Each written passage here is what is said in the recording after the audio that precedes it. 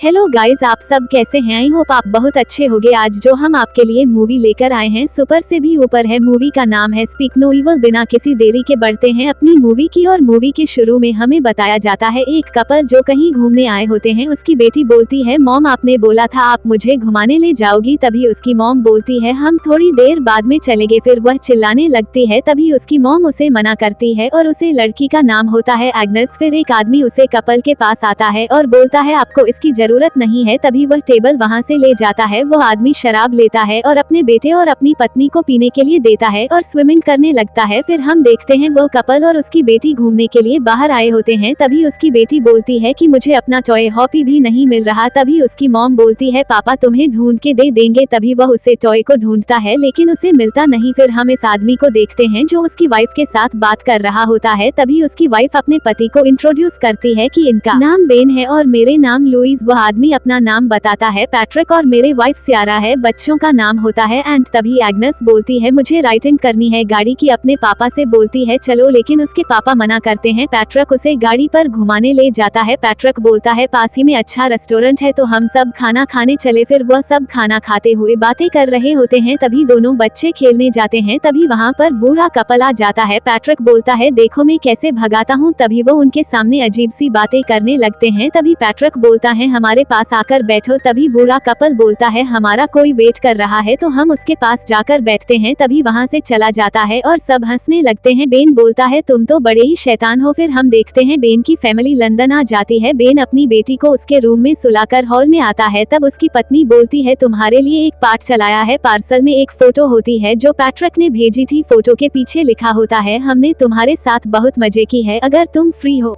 तो हमारे टाउन जरूर आना। बेन क्या लगता है हमें चलना चाहिए? लुइस हम उन्हें जानते नहीं है तो वहाँ पर जाना अच्छा नहीं होगा। फिर उसका एकदम से मन चेंज हो जाता है। वो बोलते चलो चलते हैं। फिर हम देखते हैं वो कार में पैट्रिक के टाउन जा रहे होते हैं। रात भी हो जाती है तो सब उसके घर चले जाते हैं। घर में पैट्रिक की फैमिली उनका स्वागत करती है। सियारा उनको रूम दिखाती है। फिर सब खाना खाने के लिए किचन में आते हैं। पैट्रिक बोलता है मैं तुम्हारे लिए अपनी सबसे फेवरेट मुर्गी को हलाल किया है क्योंकि तुम हमारे लिए वीआईपी मेहमान हो। तभी वह एक टुकड़ा लुइस को खिलाता है। लुइस पहले तो मना करती है क्योंकि वो वेजिटेरियन होती है। फिर ज्यादा फोर्स करने पर वो उसे खा लेती है लेकिन वो मीट को वापस अपने मुंह से निकाल लेती है। फिर वो अपने रूम में जाकर बोलती है इनको ऐसा नहीं करना चाहिए। बेन समझता है कोई नहीं, ये गांव में रहने वाले हैं तो इनको दिखावा करना पसंद नहीं है। तभी वहाँ पर एग्नेस आ जाती है और बोलती है मुझे वहाँ पर नींद नहीं आ रही है। तभी उसकी माँ बोलती आ जाओ मेरे पास सो जाओ। तभी वह सुबह सब घूमने के लिए जाते हैं। पैट्रिक आग जला और बातें करने लगते हैं। एग्नेस झूला दिखता है तो वो झूला में बैठ जाती है और अपनी मॉम को बुलाती है कि मुझे झूला झुलाऊं। तभी उसकी मॉम बोलती है एंट एग्नेस को झूला झुलाऊं सकते हो? पैट्रिक अपने बच्चे से बोलता है जाओ उसे झूला झुलाऊं। लुइस की गर्दन दर्द करने लगती है। पैट्रिक उसकी गर्दन देखता है और बोलता है मेरे पास इसका इलाज है। और वह एक रिवर के पास ले जाकर बोलता है जब अगर तुम इस पर जंप करोगी ना तुम्हारा सारा दर्द खींच लेगा। तो वह सब कूदने लगते हैं और लुइस से बोलते हैं तुम भी जंप करो। फिर वह जब घर में अपने बाल सुखाने जाती है लेकिन हेयर ड्रायर जल जाता है। तभी वहाँ पर सियारा आकर बोलती है मेरे एक दोस्त रिटायर हुआ है तो उसकी पार्टी है तो हमें निकलना है तो तुम तैयार हो जाना। तभी वह दोनों तैयार हो जाते हैं। तभी वहाँ पर एक आदमी आता है और उसे आदमी का नाम होता है मोज। बेबी सिटिंग के लिए आया होता है। लुइस बोलती है क्या बच्चे साथ नहीं चलेंगे? सियारा मैंने बताया था ना ये बड़ों की पार्टी इसलिए हम बच्चों को साथ में नहीं ले जा सकते। फिर वह सब उसके घर चले जाते हैं और वहाँ पर बातें करने लगते हैं। पैट्रिक बोलता है तुम मांस मछली क्यों नहीं खाते? लुइस बोलती है इसमें सबका फायदा है, इंसानों का भी, जानवरों का भी, पर्यावरण का भी। पैट्रिक सियारा गंदी हरकतें करने लगते हैं। पैट्रिक बोलता है मैं तो मजाक कर रहा था। फिर वो दोनों डांस करने लगते हैं। इधर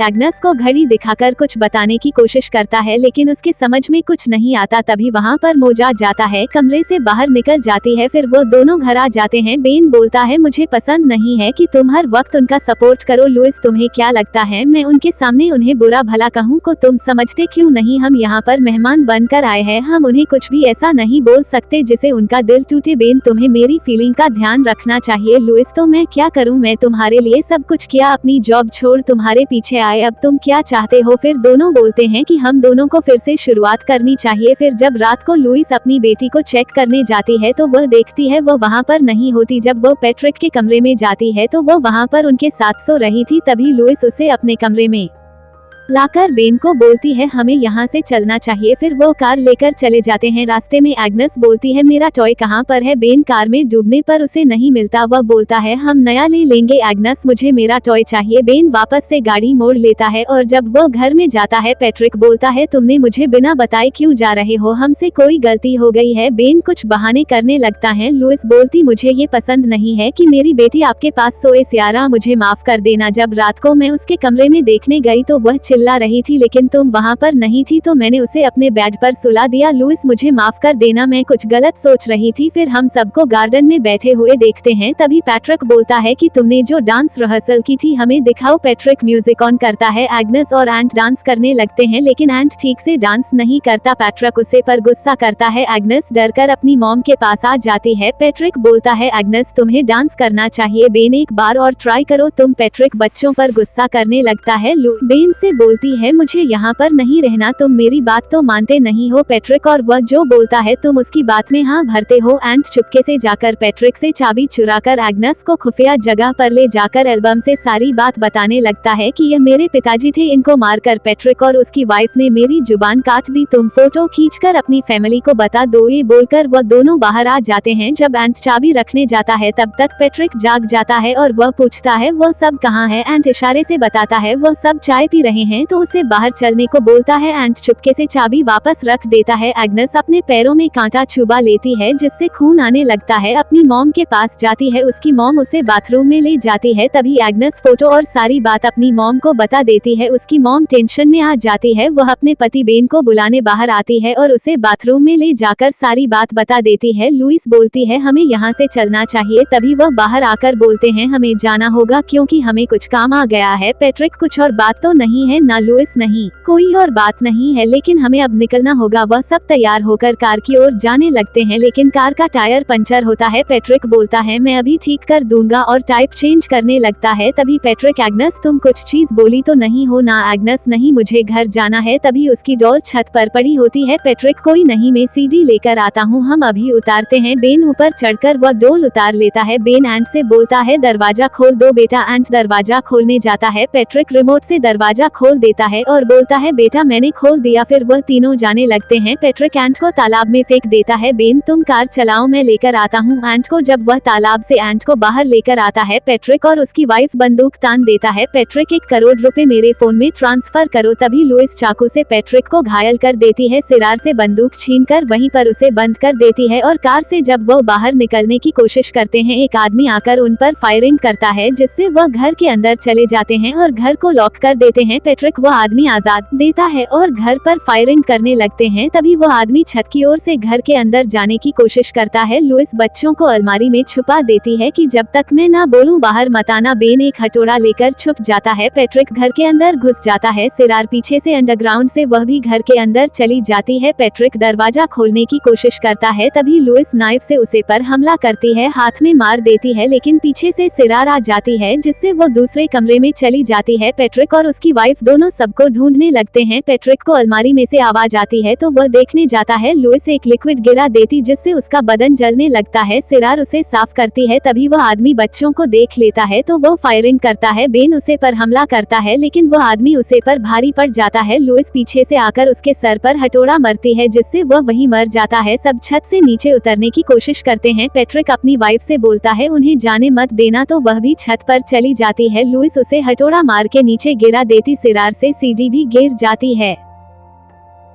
बेन नीचे कूदकर सीढ़ी को वापस लगाता है। सब नीचे आ जाते हैं। एग्नेस बाहर की तरफ भागती है। पैट्रिक उसे पकड़ लेता है और बोलने लगता है तुमने मेरी वाइफ को मारा है, अब मैं तुम्हें नहीं छोड़ूंगा। एग्नेस को गन से मारने की कोशिश करता है। एग्नेस उसे इंजेक्शन डाल देती जिससे वह वहीं पर गिर जाता है। एंट ईंट से उसके चेहरे को कुचल देता है। फिर हम देखते हैं सब अपने घर की ओर चले जाते हैं। सबके चेहरे पर अभी भी डर दिखाई देता है। एग्नेस एंट को अपना टॉय हॉपी देती है और हम देखते हैं एंट के आंखों में आंसू आते हैं। यहाँ पर हमारी मूवी खत्म हो जाती है। अच्छी लगी हो तो लाइक एंड सब्सक्राइब जरूर करें।